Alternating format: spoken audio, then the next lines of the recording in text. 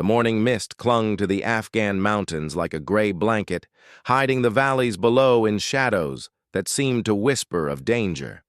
Staff Sergeant Maria Santos adjusted her position behind the rocky outcrop, her eyes scanning the terrain through her rifle scope. The weight of her Barrett .50 caliber rifle felt familiar against her shoulder, like an old friend she'd carried through countless missions. 300 meters to her left, the male sniper team had set up their position. She could hear their hushed conversations carried on the wind, discussing wind speed, bullet drop, and the impossible target that lay before them all. Captain Jake Morrison, the team leader, had been studying the valley for the past hour through his spotting scope, his jaw set in frustration. "Range is 1,847 meters, his spotter, Sergeant Chris Rodriguez, whispered into his radio. "Winds gusting from the southeast at 12 to 15 knots. Target is moving intermittently behind that stone wall." Maria listened to their conversation while making her own calculations. The target was a high-value enemy commander who had been responsible for numerous attacks on coalition forces.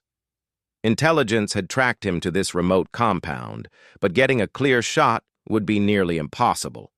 The distance alone made it a challenging shot, but the gusty mountain winds and the target's sporadic movements behind cover made it seem hopeless. "Command, this is Overwatch Team Alpha," Captain Morrison spoke into his radio. "We have eyes on target, but this shot is not feasible. Recommend we wait for target to move to a more exposed position." The voice of Colonel Thompson crackled through the radio. "Alpha, we don't have time to wait. Intelligence indicates target will be extracted within 30 minutes. This is our only window." Maria watched through her scope as the enemy commander moved between buildings in the compound below. He appeared for only seconds at a time, never long enough for a proper shot. The other snipers were right. This was an impossible shot by any conventional standard. "That shot can't be hit," she heard Sergeant Rodriguez mutter to his partner. "Not with these conditions. The wind alone would push the bullet off course by at least 3 feet. Captain Morrison nodded grimly. "Even if we could calculate the wind perfectly, the target exposure time is less than 2 seconds. No one could acquire, aim, and fire accurately in that window." Maria smiled to herself. She had been in situations like this before, where the impossible became possible through patience, skill, and a deep understanding of her weapon. While the male team focused on the technical impossibilities, she was studying the pattern of the target's movements. The enemy commander was cautious, but not random in his movements. He followed a specific path between 3 buildings, always pausing for exactly 1.8 seconds at the same corner before moving to the next position. It was a tiny window, but it was consistent. More importantly, she had noticed something the other team had missed. The wind pattern changed in a predictable cycle every 43 seconds when it hit the valley walls. She began timing everything with the precision of a Swiss watch. The commander's movement pattern, the wind cycles, even the slight thermal updrafts that occurred when the morning sun hit specific parts of the valley floor. While the other team continued to debate the impossibility of the shot, Maria was preparing to take it. Her breathing slowed to a controlled rhythm. In through the nose for 4 counts, hold for 4 counts, out through the mouth for 6 counts. This was the meditation of the sniper, the mental preparation that separated the exceptional from the merely skilled. "Command, this is Overwatch Alpha," Captain Morrison's voice carried frustration. "We're going to need air support or a different approach. This shot is beyond human capability under these conditions." Maria reached for her radio but hesitated. She had learned early in her military career that actions spoke louder than words, especially in a male-dominated field where her abilities were constantly questioned. Instead of announcing her intentions, she would simply take the shot when the moment was right. She adjusted her scope for the extreme range, accounting for the bullet's trajectory over nearly 2 kilometers. The .50 caliber round would travel for over 2 seconds before reaching its target. meaning she had to fire not at where the commander was, but where he would be when the bullet arrived. The mathematics were complex, but her mind worked through them automatically. Bullet velocity, gravitational drop, wind drift, Coriolis effect from the Earth's rotation, air density at altitude, and a dozen other factors all had to be calculated instantly and instinctively. Through her scope, she watched the pattern repeat itself. The commander emerged from Building 1, moved to Building 2 with his pause at the corner, then continued to Building 3. The cycle took exactly 47 seconds from start to finish. On the next cycle, the wind would be at its calmest point just as the commander reached his pause position. The thermal conditions would be optimal, and the morning sun wouldn't create any glare issues. It was now or never. Maria controlled her breathing and began her final calculations. Her finger moved to the trigger, not quite touching it yet, but ready. She could hear the other team still discussing alternatives, unaware that she was about to attempt the impossible shot they had declared unhittable. The moment approached, like slow motion. She watched the commander begin his predictable path, timing her breathing to coincide with his movement. Everything around her faded away. The voices of the other team, the sound of wind through the rocks. Even her own heartbeat seemed to quiet. This was the zone that elite snipers spoke of but rarely achieved, where time seemed to stop and the world narrowed to just the shooter, the weapon, and the target. Maria had been here before, in other impossible situations where success meant the difference between mission accomplishment and failure, between her team going home safely and not going home at all. She began her trigger pull, applying pressure so gradually that the rifle seemed to fire itself. The moment of truth was approaching, and she was ready. The Barrett .50 caliber rifle erupted with a thunderous roar that echoed off the mountain walls like a cannon blast. The massive recoil pushed Maria back against her shoulder rest, but her eye never left the scope. The muzzle flash, despite her flash suppressor, was visible for a split second before she quickly adjusted to track her bullet's path. Captain Morrison and Sergeant Rodriguez spun around in shock at the sound. They had been so focused on their own calculations and radio discussions that they hadn't noticed Maria's preparation. The sound of the gunshot seemed impossibly loud in the quiet mountain morning. "Who the hell fired?" Morrison barked, his voice mixing anger with disbelief. "Command did not authorize any shots."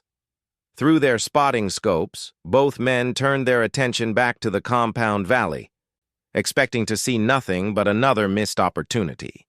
The target had been moving in an impossible pattern. The wind conditions were terrible, and the range was beyond what any reasonable sniper would attempt. Maria remained perfectly still, her rifle trained on the distant compound. She knew her ballistics, knew her weapon, and knew the exact flight time of her bullet. The round was traveling at over 2,800 feet per second, but even at that tremendous velocity, it would take 2.2 seconds to reach the target at this extreme range. She watched through her scope as the enemy commander continued his movement pattern, completely unaware that death was racing toward him through the thin mountain air. He moved from the first building toward the second, following the exact path she had memorized over the past hour. The bullet streaked through the changing wind currents, its trajectory calculated to perfection. Maria had accounted for the wind shift that would occur at the 38-second mark of the cycle, the slight updraft from the sun-warmed valley floor, and even the minimal effect of the Earth's rotation over such a distance. "Santos!" Captain Morrison shouted toward her position. "Did you take an unauthorized shot?" Maria didn't respond. Her complete focus remained on the target area, watching as her bullet followed its predetermined path. She could almost visualize its flight, the slight arc as gravity pulled it downward, the minute corrections as it encountered different air densities and wind patterns at various altitudes. Sergeant Rodriguez was frantically adjusting his spotting scope. "I don't see any impact." "The shot must have missed completely. At this range with these conditions, there's no way." His words were cut short as they watched the enemy commander step into his usual pause position at the corner of the second building. He stood there for his customary 1.8 seconds, checking something on a device in his hand, completely exposed and completely unaware. Then it happened. The impact was instantaneous and devastating. The .50 caliber bullet struck the target center mass with the force of a sledgehammer, the tremendous kinetic energy transferring into the human body with lethal efficiency. The enemy commander dropped immediately, the device flying from his hands as he collapsed against the stone wall. Captain Morrison's jaw dropped as he watched through his scope. "What the? How is that possible?" Sergeant Rodriguez was frantically checking his range measurements and wind calculations. "That's impossible. The flight time alone. She would have had to fire before the target was even visible." The realization hit them both simultaneously. Maria had not only calculated the impossible shot, but she had timed it perfectly to coincide with the target's predictable movement pattern. She had fired when the commander was still hidden behind the first building, knowing exactly when and where he would appear at the second building. "Command, this is Overwatch Alpha." Morrison spoke into his radio, his voice filled with amazement. "Target is down. Repeat, target is down." Colonel Thompson's voice crackled back immediately. "Confirm target status of Alpha." Rodriguez was studying the compound through his high-powered scope. "Confirmed kill, Command. Target is down and motionless. No signs of life." There was a moment of silence on the radio before the colonel responded. "Outstanding work, Alpha Team. How did you manage to make that shot under those conditions?" Morrison looked over at Maria's position, where she was already beginning to pack her equipment with the methodical efficiency of a professional. She moved with calm precision, cleaning her rifle and securing her gear as if she had just completed a routine training exercise rather than an impossible shot that would become legendary. "Command." Morrison hesitated, realizing he would have to admit that the shot hadn't come from his team. "The successful shot was taken by Staff Sergeant Santos." The radio went quiet for several long seconds. When the colonel's voice returned, it carried a note of surprise. "Santos, the female sniper with the 143rd? Affirmative, Command. She took the shot from approximately 300 meters to our left flank." Rodriguez was still studying the impact area through his scope, trying to understand what he had witnessed. "Morrison, look at this impact. The bullet struck exactly center mass. Not just a lucky hit. This was precise placement." As they watched, other enemy personnel in the compound began reacting to their commander's death. Several figures ran toward the fallen man, while others began looking around frantically, trying to determine where the shot had come from. "Movement in the compound," Rodriguez reported. "Multiple enemy personnel responding to the target area." Maria had already anticipated this reaction. She was tracking several secondary targets through her scope, ready to provide additional suppressive fire if needed. But these were likely lower-level operatives who would probably scatter rather than fight now that their leader was eliminated. "All enemy personnel appeared to be withdrawing from the compound." She spoke into her radio for the first time since taking the shot. Her voice was calm and professional, betraying none of the adrenaline that typically followed such intense moments. Morrison shook his head in disbelief. "Santos, how did you calculate that shot? The wind alone should have pushed the bullet 3 feet off target." Maria finally looked over at the male sniper team, her expression neutral. "Wind patterns change in cycles when they hit the valley walls. The target followed a precise movement pattern with a 1.8-second exposure window every 47 seconds. The shot was difficult but not impossible." "But the timing," Sergeant Rodriguez interjected. "You fired before the target was even visible." "Ballistics flight time was 2.2 seconds, Maria replied matter-of-factly. "Target exposure occurred 2.2 seconds after optimal firing conditions. Mathematics and observation." The simplicity of her explanation only made the achievement more remarkable. While Morrison's team had focused on why the shot couldn't be made, Maria had focused on how it could be made. She had turned an impossible situation into a solvable equation. "Command, this is Santos," she spoke into her radio. "Target eliminated. Area clear for extraction or follow-up operations. Recommend immediate action before enemy reinforcements arrive." Colonel Thompson's voice carried obvious admiration. "Excellent work, Santos. That was an outstanding piece of marksmanship. All teams, begin extraction procedures immediately." As the teams began their withdrawal from the mountain positions, Morrison approached Maria's location. She had already packed her gear and was ready to move, her Barrett rifle secured in its carry case. "Santos," he said, extending his hand, "that was the most incredible shot I've ever witnessed. I owe you an apology for doubting it could be done." Maria shook his hand briefly. "No apology needed, Captain. Different approaches to the same problem." But as they began their descent from the mountain, Morrison couldn't shake the feeling that he had witnessed something truly extraordinary, not just an exceptional shot, but a demonstration of skills that redefined what he thought was possible in the sniper profession. The extraction helicopter's rotors cut through the mountain air as the teams made their way to the designated pickup zone. Maria walked with her usual steady pace, her gear secured and her rifle case slung across her back. Behind her, she could hear Morrison and Rodriguez still discussing the shot in hushed, amazed tones. 2 kilometers in those wind conditions," Rodriguez was saying, "and she made it look routine." The helicopter landing kicked up a cloud of dust and debris. As the teams boarded, Maria noticed the crew chief looking at her with curiosity. Word traveled fast in military circles, and extraordinary achievements had a way of preceding the people who accomplished them. During the flight back to base, Colonel Thompson's voice came through their headsets. "All teams, outstanding work today. Santos, I want to see you in my office as soon as we land." Maria acknowledged the order with a simple, "Yes, sir," while Morrison shot her a glance that mixed respect with something approaching awe. She remained focused on her equipment check, ensuring everything was properly secured for the flight. Back at the forward operating base, news of the impossible shot had already spread through the ranks. As Maria walked across the compound toward the colonel's office, soldiers stopped their conversations to watch her pass. Some nodded with respect, others stared in open curiosity. Colonel Thompson was waiting in his office with Master Sergeant Patricia Wells, the senior NCO for sniper operations, and Lieutenant Colonel Sarah Mitchell from the Army Sniper School. Maria entered, stood at attention, and rendered a crisp salute.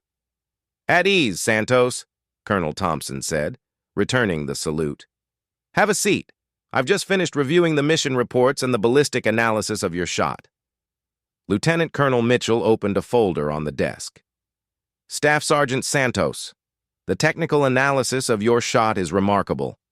Our ballistics experts have calculated that under the conditions present today, the probability of success for that shot was less than 8%, even for expert marksmen.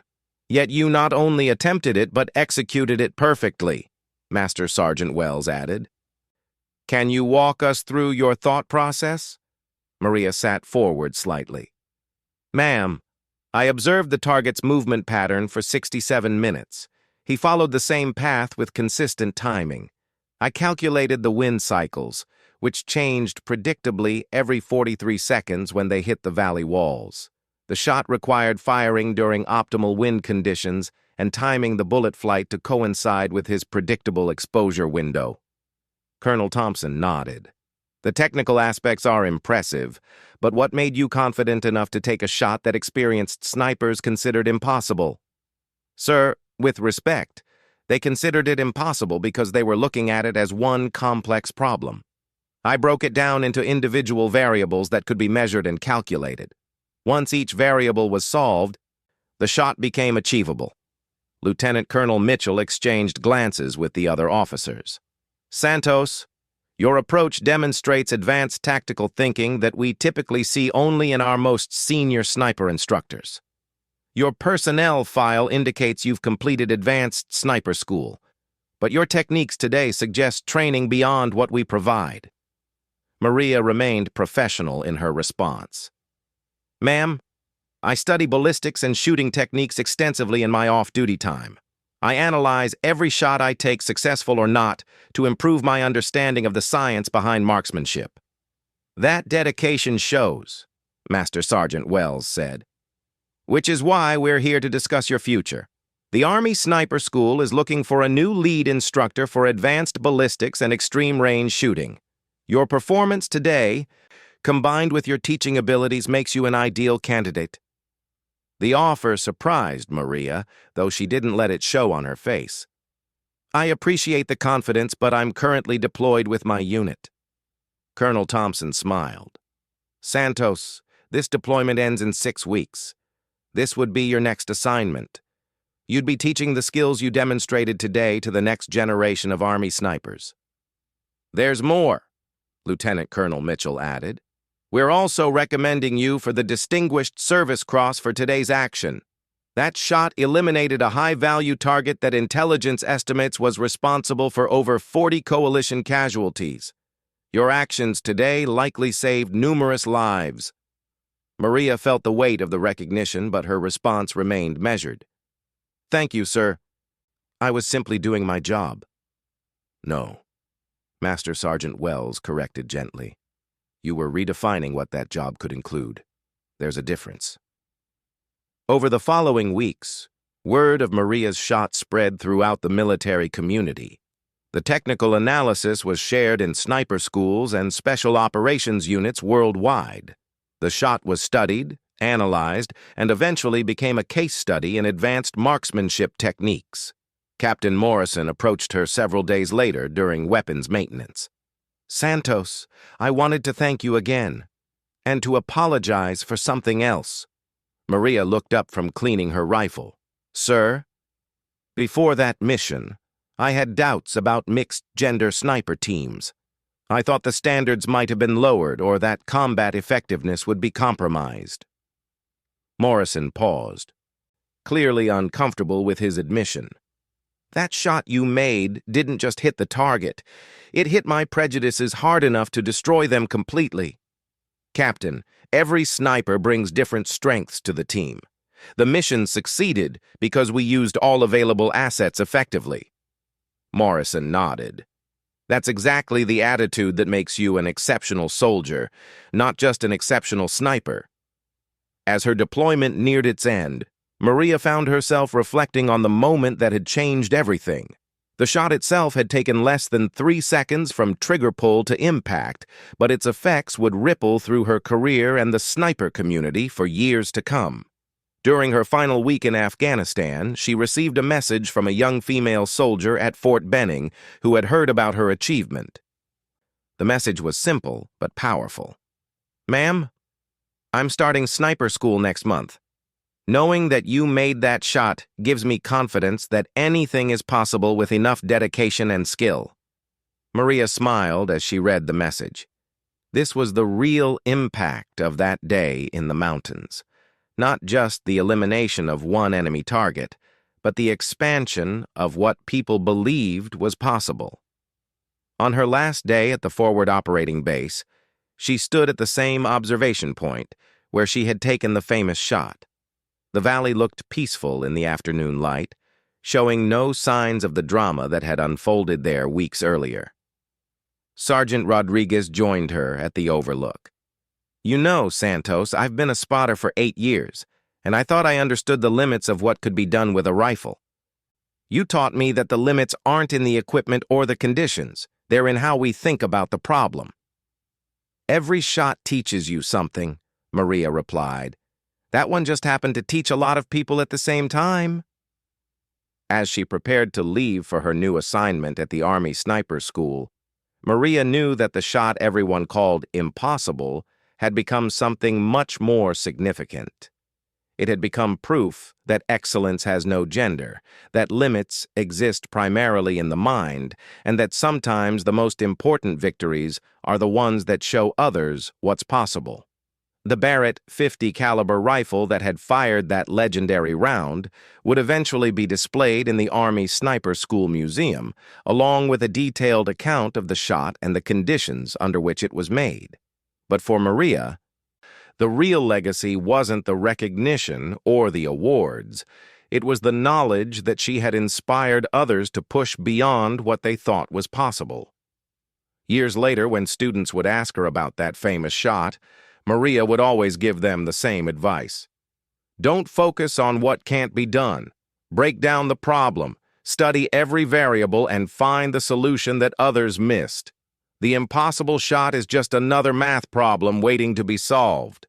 The sniper team had said that shot couldn't be hit. They watched the impact and learned that sometimes the impossible just requires a different approach.